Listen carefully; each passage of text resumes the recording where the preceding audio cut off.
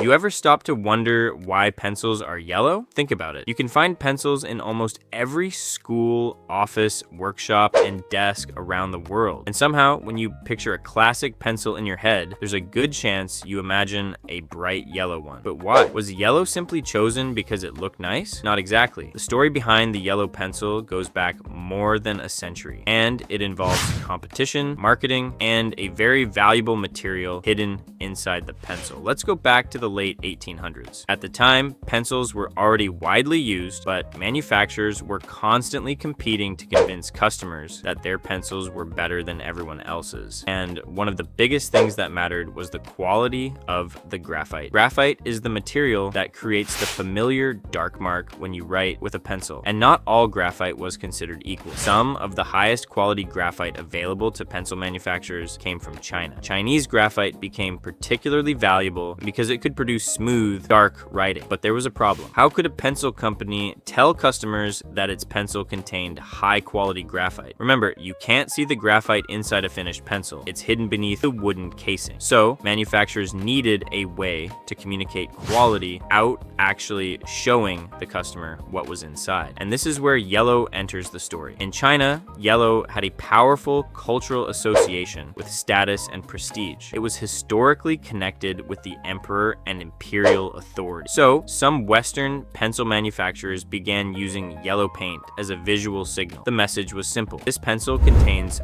high-quality Chinese graphite. Of course, the customer didn't have to know exactly what was happening inside the pencil. The color itself was enough to create an impression of quality. And this was an extremely clever marketing strategy. But there was another advantage. Most inexpensive pencils at the time were left natural or painted in simple colors. A bright yellow pencil immediately stood out. Imagine a store shelf covered with plain wooden pencils. Then suddenly, one brand appears in a bright, polished yellow. Which one would you notice first? Probably the yellow one. And once customers began associating that color with quality, the idea became even more powerful. Other manufacturers started producing yellow pencils too.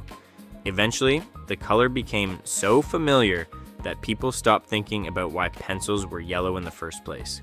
It simply became the standard. And here's the really interesting part. The original reason for using yellow became much less important over time. Modern pencil manufacturers don't need to use Chinese graphite to make a good pencil. Graphite can come from many different sources, and modern manufacturing techniques are completely different from those used more than 100 years ago.